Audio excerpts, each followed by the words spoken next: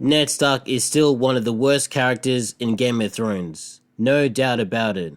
But there are other characters that make some fucking stupid decisions. So, we're gonna rank the worst decisions in Game of Thrones Season 1. At number 13, we have Jaime Lannister. This is where Jaime Lannister pushes Bran Stark out of the tower.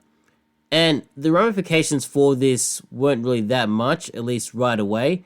But the reason why this is a mistake is because you have characters like Lord Baelish who took advantage of this situation.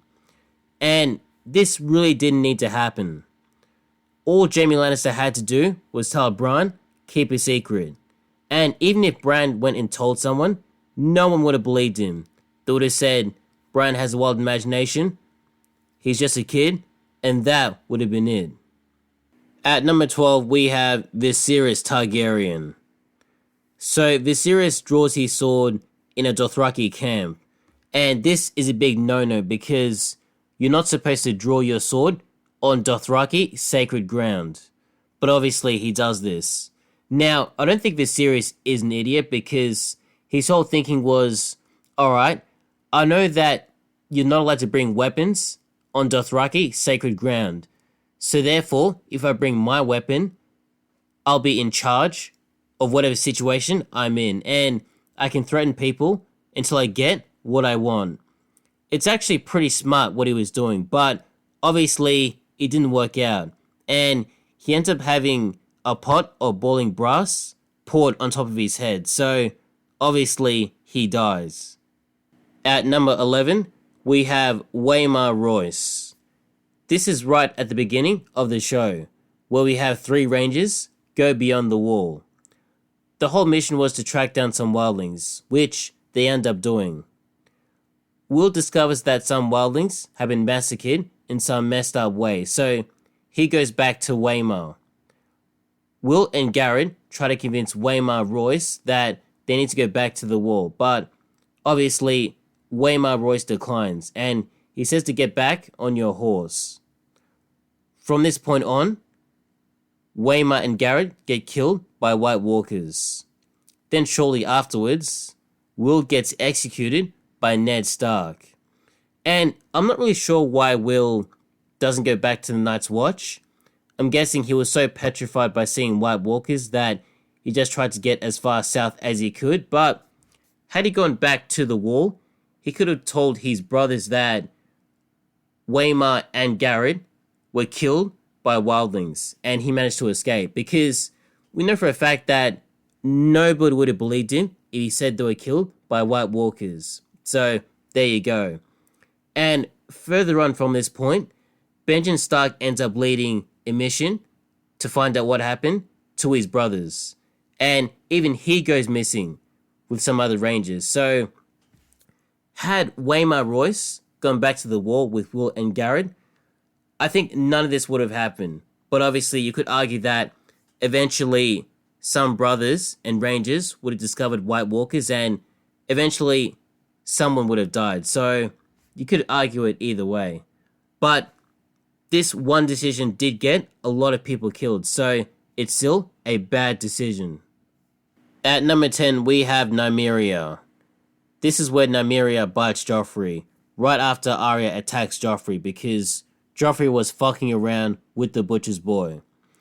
And shortly afterwards, Nymeria has to go away.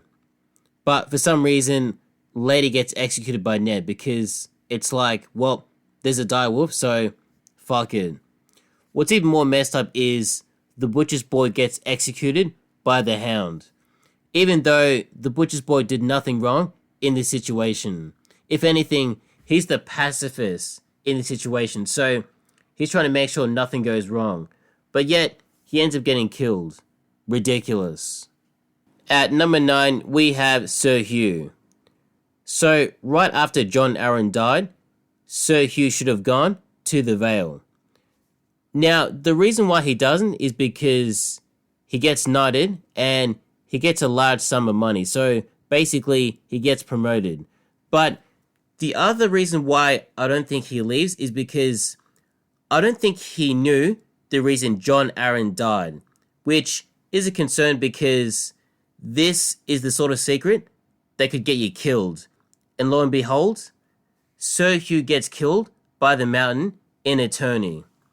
We know the politics of King's Landing, so Sir Hugh really should have known what was coming. At number 8, we have Catelyn Stark.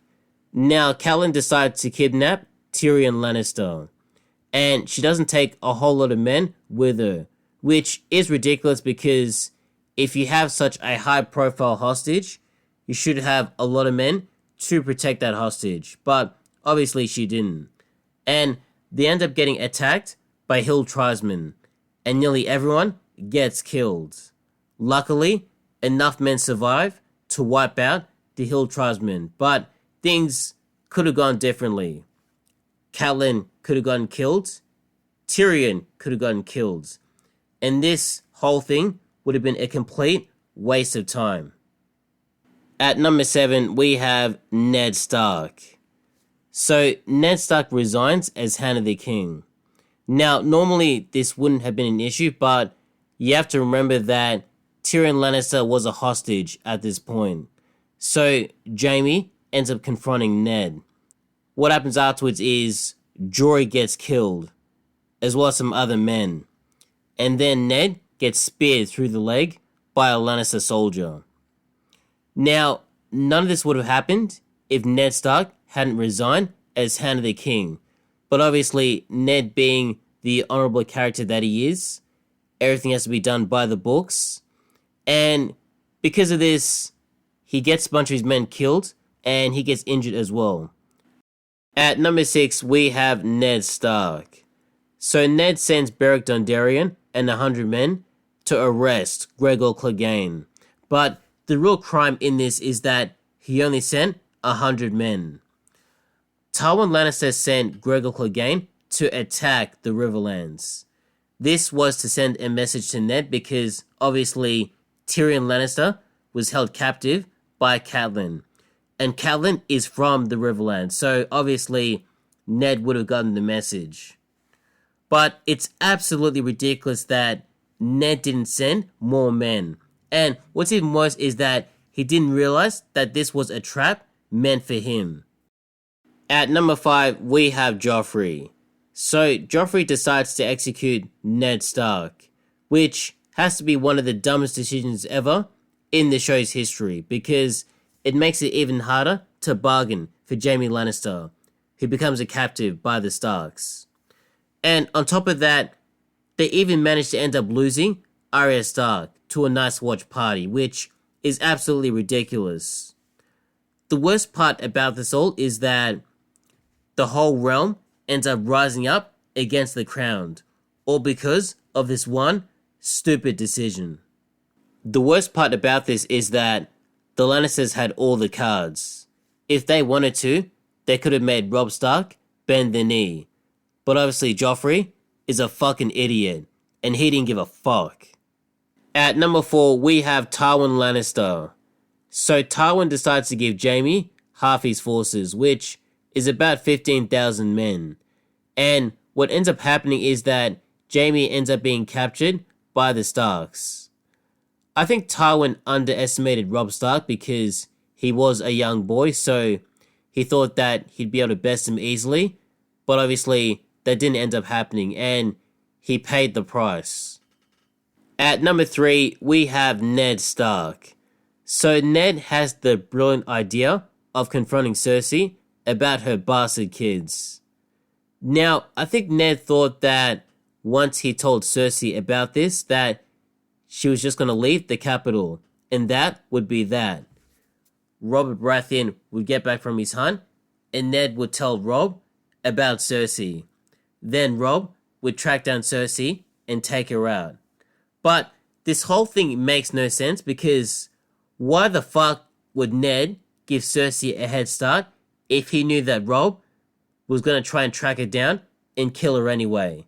It's absolutely ridiculous and plain stupid. Yet, what ends up happening instead is that Robert Baratheon ends up getting killed by a boar. At number 2, we have Daenerys Targaryen. So, out of the kindness of her heart, Daenerys ends up freeing Mirri Maz-Dur and a bunch of other slaves. Mirri Maz-Dur, to return the favor, infects Khal Drogo's wound and puts him in a catatonic state. She also kills Daenerys' unborn son.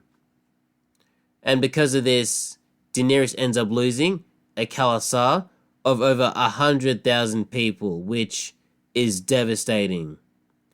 She does eventually end up with 3 dragons, but the losses are way more than the wins. At number 1, we have Ned Stark. So before shit hits the fan in King's Landing, Ned Stark gets approached by Lord Baelish and Renly Baratheon, both telling him to kidnap Joffrey.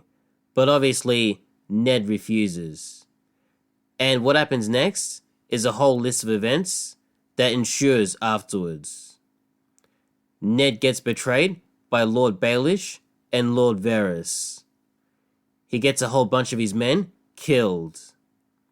He gets his whole court killed. Arya has to flee King's Landing. Sansa gets taken as a hostage. Joffrey becomes king, which he was trying to prevent in the first place. Cersei gets to stay in King's Landing. He becomes a prisoner. He loses his position as Hand of the King and Protector of the Realm. And oh yeah, he gets executed. And that's about it.